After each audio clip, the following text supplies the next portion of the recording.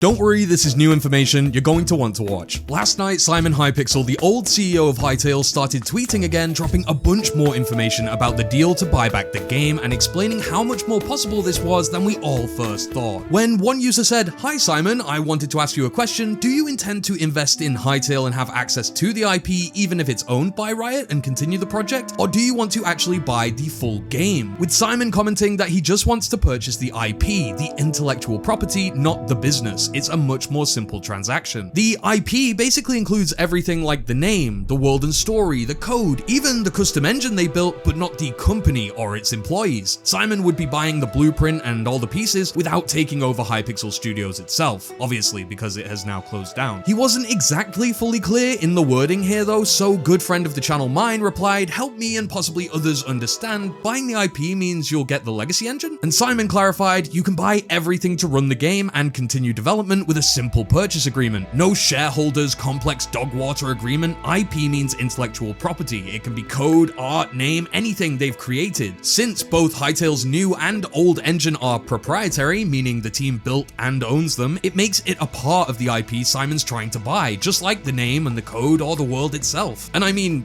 good, because without this proprietary tech and engines, we really wouldn't have anything. Then speaking on the amount it will cost to buy Hytale, Simon continues, "People think Hytale will cost a lot to buy, but in reality a large percentage of a company's worth is in its people, but there are none anymore. The people are who matter, especially for an unfinished product. We know there's no other teams that could just come in and take over, understand all the lore and the systems and the inner workings of the world gen, champion Quebecs as their mascots as if they created them. Think like a generation of gamers raised on Minecraft. Literally no one other than a team like Simon's at Arcanite Studios who has previous experience working on Hytale will be able to take it over." Another user asked, "Do you plan to invite people to join you on the day you speak to Riot in person? Former developers, maybe some YouTubers?" And Simon clarified, "It's not like in the movies. It's just a call and a purchase agreement," which sounds pretty easy to set up and execute, to be fair. Not years worth of waiting. Then adding more coal to the fire, he doubled down on why he thinks he has such a good chance, stating the legacy engine is not cross-platform as well, so this makes all medium or really big studios not interested. The new engine is far from playable, it's in a poor state all around, not a great value to anyone. It's only worth something to those who previously worked on it and have a team that has experience with it to be able to keep going, which happens to be me and my new hires of the past few months. I also have potential people lined up if I acquire the IP." Man, another very interesting comment here, not only revealing that the new engine is apparently far from playable and in a quote poor state, but also that he has had some relatively new hires who quote have experience to work on Hytale, which to me heavily implies that he has a few ex-Hytale devs applying or already in his team now. The engine being in a poor state all around is very telling too. It's contradictory to the public statements we've had from the team since they finished building it. It's clear that something wasn't quite up to scratch with whatever they created. Of course, it was outsourced to the Forge, and to be honest, if I were Hypixel Studios, I would have been terrified to comment on or acknowledge this at the time either if the new engine was not up to scratch. I mean, if they had told us last year that the new engine still wasn't in a place they wanted it to be yet, we all would have freaked out, and they could have been freaking out internally as well at that point. This idea that the engine wasn't quite right or not ready continues to back up why Riot Games cut their losses when they did. And look, I hate to seem like I'm constantly flip-flopping or picking sides. You have to understand from my position as a creator, I had a great relationship with the Hytale team. I spoke to a lot of them privately before the game was cancelled, and even consider one or two of my close friends. I got to fly out and meet the team in person. We had them involved in our yearly charity events, and despite all this, they literally never showed me any spoilers. I trusted them. In fact, that's really one of the reasons. They chose not to spoil anything for me to preserve my want to experience the game in full for the first time with my viewers, so them sticking by that was really respectful. The problem is, I've never had an issue with Simon either, and so the fact that they are somewhat at odds, contradicting one another, makes me not only skeptical, but also a little bit confused. Was the new engine playable, or was it far from playable? Where do we draw the line for playable, or do both sides define that term differently? The chase for perfection versus the chaotic dance of iteration. All that said, a new creator, Big Dude, commented below Simon. He said, "Interesting, seems like this could increase the 1% chance, right? If all you need is the IP and know the studios want it, wouldn't it be Riot's best interest to sell it? Seems like it would just go to waste if they were just to hold onto it." And Simon confirmed, yes, this makes the scenario the only decent decent option for Hytale as a whole. However, keep in mind they are busy making a ton more money and are closing down projects left and right to refocus, so this could be seen as a distraction not worth their time. Again, totally valid, Riot Games is a huge company and the CEO that spoke so highly of Hytale in that one video is no longer there.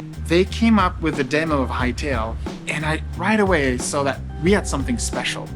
It was both familiar but also different. Different because it's a different game, it's a different genre than what we're used to. But familiar in the way they talk about the community, the way they're willing to challenge conventions. With a new boss and a new direction, Riot have seemingly been on a mission of efficiency over the last few years. In 2024, they cut 11% of their total workforce, around 530 jobs. They shut down Riot Forge, cancelled their esports network. There were abrupt League of Legends staff layoffs, even stuff like the January fires, which caused their offices to close down for a bit. They're all just spinning plates, and Riot clearly had too many of them. Do they want to entertain picking up another right now is the question. Well, Simon says hopefully a simple IP purchase agreement is enough to make it easier on them and get a good ending to this chapter. I'm already working on backup plans, whatever happens, I'll keep trying things. Meaning, I think it's pretty safe to say now, guys, Simon is invested at this point. Even if the deal doesn't work, he's prepared to re-angle, renegotiate, or find alternate solutions until there really is no other option. Again, going back to that tweet about him just needing to make a simple call, he says negotiations wouldn't last long. It's the initiation of talks that can take a while to start because everyone is busy and the agreement drafting is the real time thing. I've been through an investment and technically 2 sales of Hytale. I've got some experience and understanding in knowing how long this can take. However, an IP purchase agreement is much more simple than a company investment or sale. Man, you can't deny how convincing Simon is. He has conviction, he's being very communicative, almost to a point of aggravation with the amount of times I think I'm about to post my last Hytale video. But then boom, 7 more tweets and actual information worth discussing. I know I keep reminding everyone here, but keep your options open and your hopes slim. Just as I'm doing, this week I sat down and interviewed the lead developer and CEO of Vintage Story. You sound very serious about this, right? Like, you sound very excited. This isn't just like, oh, we're gonna be maybe making like a little bit of an adventure mode. Like, it sounds you're locked in, right? Well, I am. I mean, it's not gonna be up to this new team to really pull it off. That I cannot vouch for, but I will try to select the best people for the job. Rock and roll, I dig that. Yeah. And in regards to differentiating from Vintage Story's style, how much soul and sort of unique identity would this adventure mode have? You've spoke about it a little bit, but I'm so looking forward to defining that identity. But I think it's gonna be awesome. Currently we're looking, in terms of art style and the whole lore and everything. We're just getting started right now on defining what could it even be, what could it even look like. And we just, the first thing we did, we listed, for example, 3 inspiration sources, which is obviously Hytale, and then World of Warcraft, and the other one is Princess Mononoke from Studio Ghibli. And I'm also working on more content that I think the psychograph of my audience enjoys. Click the video on the screen if you like old videos about Hytale, even though it's not coming out anymore. Stay safe and keep free.